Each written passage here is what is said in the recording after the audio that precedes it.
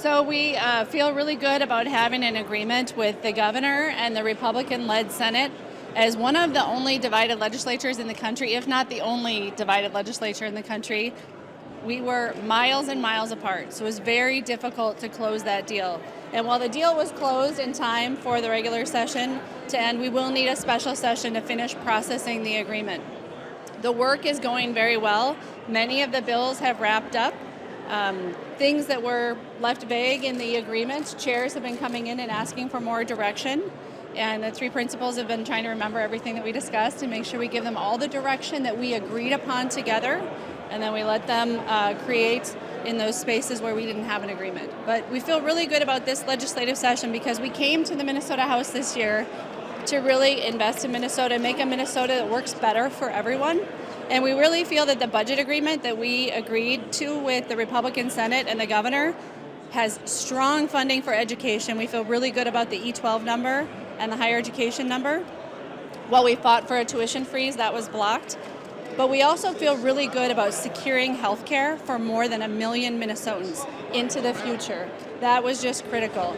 Along the way, we had to give up some things that we fought for and we will keep fighting for. But I think it's a good agreement. It's in the interest of Minnesota and it's divided government working.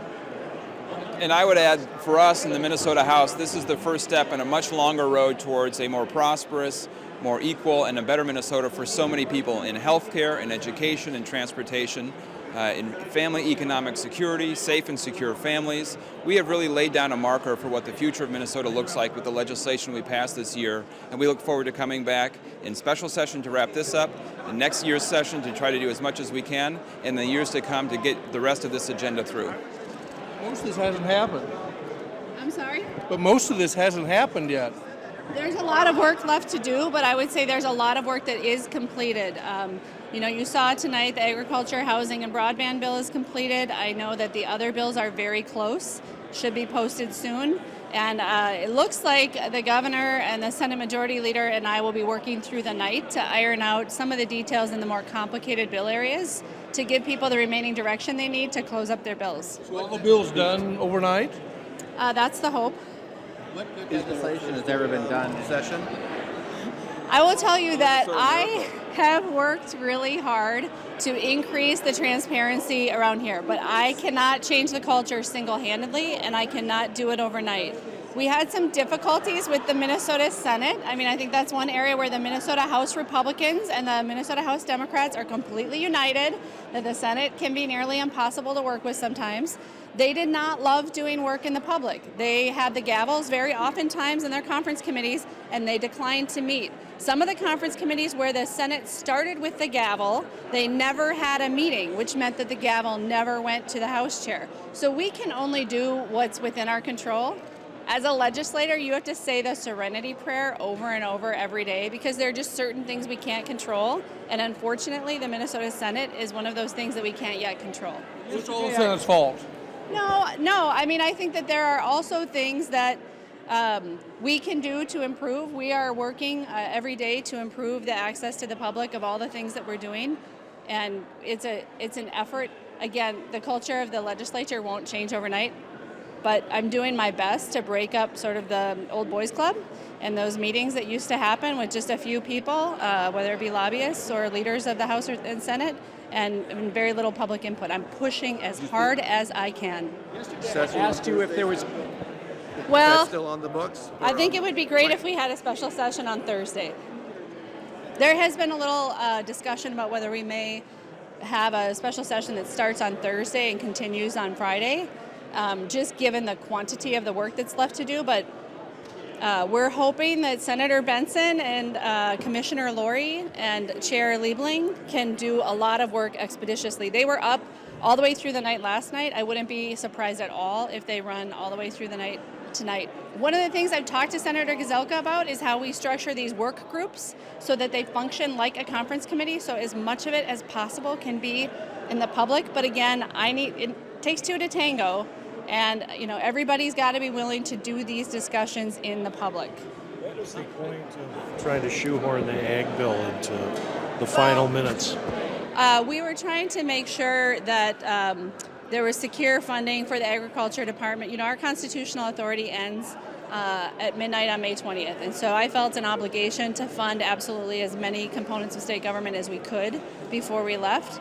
And so, that work will get done this week, later, but it would have been nice to get it done tonight. Yesterday I asked you if the three of you were going to sit in a room and have the committee chairs come to you and make presentations, and you quoted Schoolhouse Rock to me. And then that's exactly what you did today. So why didn't you tell us yesterday that's what you were going to do? We didn't know yesterday that's what we were going to do. I gave you There we go. Ninpost to the rescue. No, what I said yesterday about Schoolhouse Rock is you said, well, in the agreement it says there has to be agreement between the Senate Majority Leader, the House Speaker, and the Governor for a bill to become law, and that's just a statement of fact. I did ask if the three of you were going to be in a room and bring them in, and you seemed to think that was a silly thought. Yeah, and it's probably in the cone, but I did advocate for that earlier, but we are doing that now. Madam Speaker, what kind of conversations are you having with the Minority Leader about a bonding bill and about suspending rules? Well, I got in touch with the Minority Leader as soon as we reached the agreement last night, and I asked him to participate with Representative Mary Murphy, who is our chair of bonding. I asked him if he would prefer to speak through Representative Erdahl or through himself. He didn't get back to me. Representative Erdahl has declined meeting with Representative Murphy. We hear he's at a secret, undisclosed location. And on the way in, so. Okay, he's back. And so then we had a meeting with Representative Doubt today to ask that we could work together on these things, and he's still determining whether or not he would like to participate in crafting a bonding bill and having the state have a bonding bill. What do you think the chances are of this going past the Memorial Day weekend, spilling into the following week? Nobody wants that. So is HHS the big problem? It is a very complicated bill. There's a lot of interaction, so anything that they do in HHS could possibly put at risk federal funds. There's some appropriations that have some healthcare access fund and some general fund. There's the premium security account. So it's just a very complicated area of law.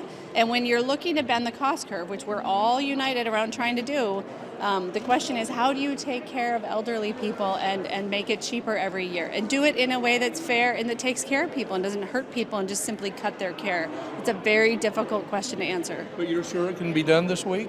Well, on the floor? They will not be able to figure out how to bend the cost curve in healthcare on all the issue areas that we want to do that. That's why there's this Blue Ribbon Commission to work over the summer and the fall. One of the things that we talked about in the negotiations is that it's not illegal for the Senate Majority Leader and the Speaker and the Governor to talk to each other when the legislature is not in session, and that there's a lot of work that we can do over the summer and the fall to set ourselves up for a really productive session next year on reform. But one thing we know we can't do is have leaders concocting healthcare reform without the public and in like 7 to 21 days at the end of a session. That's what you're doing in private right now. We're not doing healthcare reform. We are talking about the Blue Ribbon Commission that will be appointed with experts to lead that effort. You don't want to send these people home for 3 days without these deals being passed, do you? No, we want everything to be packaged up before they leave the campus. Well, you just can't keep track of legislators that easily, right? I mean, it's a big state. You got to close the deal when you have the deal on the table. Gizelka said earlier that he was concerned about sending his members out over Memorial Day, that they might get some criticism back home. Is that a concern for you? Oh, no, I'm not worried about that. I think we have a really good deal. I think for the most part, the process has been very good. I know the Republicans had a legitimate complaint tonight that was a rushed process, but overall, it's really been night and day difference in the way we have run the place. We even get a lot of compliments from the Republicans in the House on that. But no, I think it's a great deal. I just think, we're worried about injuries. We're worried about plane tickets to faraway places. Senator Gizelka has a much narrower vote margin. I'd have to have 8 people get in accidents before I start to have problems getting to 68. He just needs, 2 people to sprain their ankle on the way somewhere. So it's just a little concern about keeping all the bodies in the space to push the buttons to pass the laws. I don't know if we talked about this earlier, but I believe that there are 5 of the budget bills that there are actually, you've got it nailed down. Is that right? Did you go over which 5? I couldn't tell you that right now. No, I mean, I know that they're out there working, and I don't know which ones have concluded. What I really am proud of is that for the most part, this framework agreement was on the targets in the areas, and we did not micromanage this. This was not like writing the whole bill in the back room. We are letting the creative power of the 201 legislators and the governor's commissioners shape these bills. So there are innovative and creative things happening that we never in a million years would have thought of, and that is the way the process is supposed to work. But they're not doing it in public. There were not very many conference committees today. We are pushing as hard as we can for people to do as much as they can in public. I think in any deal that you have, there's parts of it that get a little touchy, where you might offer something that you're not sure if the other side is going to take, and you would never offer it unless you thought that might close the deal. And so doing those things in public can be a little tender. So there is a space where there have to be some private conversations to close the deal. But we have been pushing for as much to be in public as possible.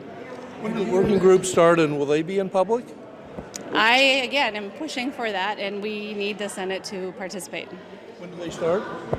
To the extent that there are any that still have work to do, hopefully tomorrow morning. This morning? You mean this morning? Until you convene, and then their conference committees They again. won't be conference committees. In the special session, they have to start as new bills. So the working groups will put together the work product, and then we will have to introduce them and move them through in special session. Subject to amendment when they come to the floor? Yes. They are working overnight. We hope so.